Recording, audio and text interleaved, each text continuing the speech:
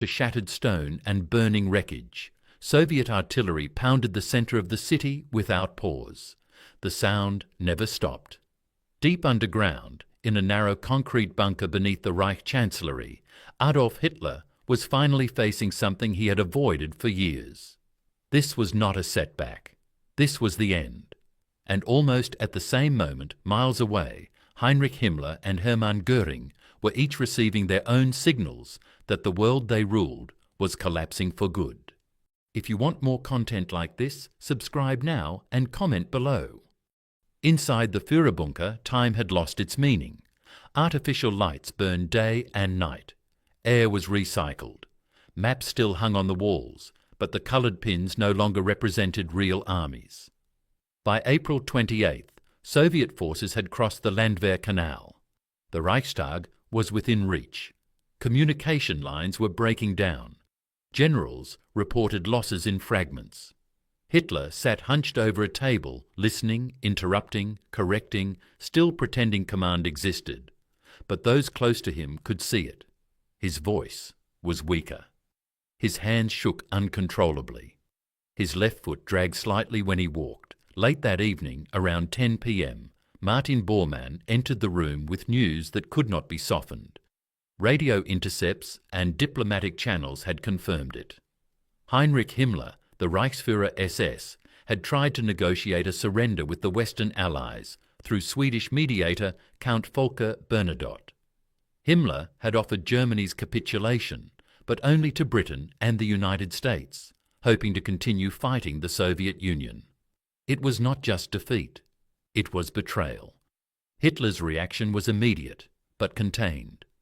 Witnesses later described a stillness, followed by a slow, controlled explosion of anger. He called Himmler a traitor, a coward, and a disgrace to the German nation. He said the SS leader had stabbed him in the back at the final hour. For years, Hitler had trusted Himmler absolutely, giving him control over internal security, intelligence, and terror. Now that trust collapsed in seconds. This moment mattered deeply.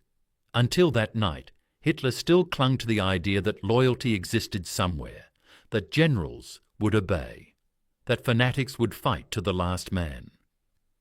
Himmler's action proved something far worse. The inner circle was already running for survival. Hitler ordered Himmler stripped of all offices and expelled from the party. But punishment did not stop there. That same night, Hermann Fegelein, Himmler's representative at Hitler's headquarters, was discovered attempting to flee Berlin. He was found drunk, carrying foreign currency, wearing civilian clothes. He was brought back to the bunker and interrogated. Hitler personally approved his execution. Shortly after midnight, Fegelein was shot. The message was clear. There would be no mercy for betrayal, even now. But beneath the rage, something else happened. Hitler understood that if Himmler had acted, then others would follow. The illusion of control was over. According to Traudl Junge and Gerda Christian, Hitler became quieter after the outburst. He withdrew into himself. He stopped arguing about imaginary counterattacks. That night, he began dictating his last political will and testament. In the early hours of April 29, 1945, Hitler spoke calmly as secretaries typed. He blamed Germany's defeat on internal enemies and disloyal generals. He expelled Göring and Himmler from the party. He named Grand Admiral Karl Dönitz as Reich President. He was no longer planning victory. He was planning the end of his rule. At around 1 a.m., in a small bunker room, Adolf Hitler married Eva Braun. The ceremony was brief, almost uncomfortable. Outside, Berlin burned. Inside, champagne was poured, but few drank. Those present later said it felt unreal, like a scene detached from time. Hitler thanked his staff. He shook hands. He gave instructions about his body. He was preparing to die. On April 30th, 1945, at approximately 3:30 p.m., Adolf Hitler committed suicide. Eva Hitler swallowed cyanide. Hitler shot himself. Their bodies were carried into the Chancellery garden and burned under shellfire. His reaction to the end was total control over his final moment. He refused capture, he refused judgment. He chose annihilation. While Hitler collapsed inward, Heinrich Himmler was desperately trying to reinvent himself. On April 28th, Himmler was in northern Germany, near Lübeck, travelling between SS command posts. He believed he could still shape events. He imagined that his control over millions of soldiers and police made him essential.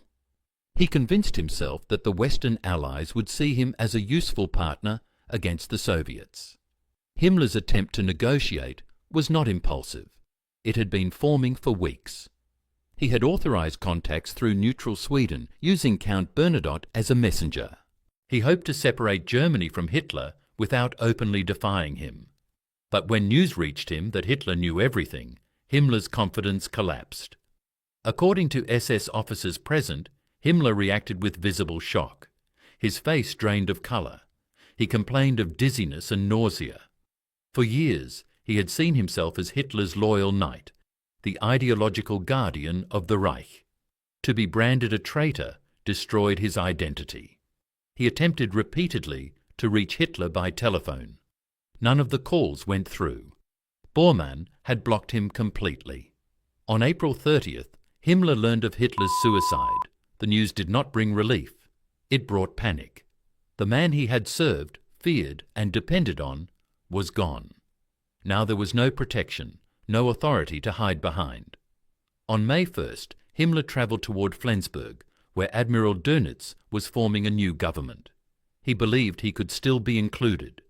Dönitz refused to meet him. The rejection was absolute. Himmler was informed that his presence was unacceptable and dangerous. His name alone threatened negotiations.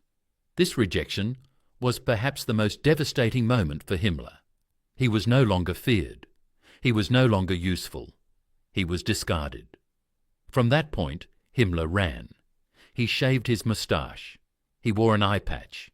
He carried false documents under the name Heinrich Hitzinger, claiming to be a former army sergeant. He moved on foot, blending in with defeated soldiers and refugees. This was the man who once commanded the SS, now hiding among the ruins of his own creation. On May 21st, 1945, near Bremerwörde, British troops stopped Himmler at a checkpoint. Something about him raised suspicion. During questioning, his story fell apart. When searched more carefully, his true identity was uncovered. Even then, Himmler tried to negotiate. He spoke calmly, asking for contact with British officers. But it was too late. On May 23rd, 1945, during a routine medical examination at a British detention centre in Lüneburg, Himmler bit down on a hidden cyanide capsule. He died within minutes. There was no speech, no resistance. His reaction to the end was escape, illusion, and finally silence. Hermann Göring's reaction followed a very different path. Once Hitler's closest companion, Göring had fallen from favour long before the final collapse. By 1945, he lived comfortably in Obersalzberg, surrounded by artwork, uniforms, and servants. He was overweight, heavily addicted to morphine, and increasingly detached from reality.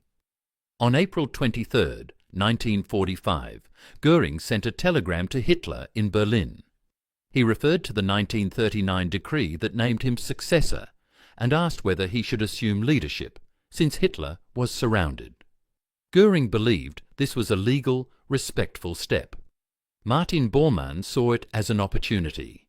He presented the message as treason. Hitler's response was furious. Göring was stripped of all titles and arrested by the SS. When Göring received the news, he was devastated. According to witnesses, he wept openly. He insisted he had done nothing wrong. Unlike Himmler, Göring had not tried to betray Hitler secretly. But loyalty no longer mattered. After Hitler's death, Göring was released but ordered to leave. He understood the war was lost. Unlike Hitler, he wanted to live. On May 6, 1945, near Rastatt in Austria, Göring surrendered to American forces. He arrived dressed in uniform, carrying medals and personal belongings. He expected respect.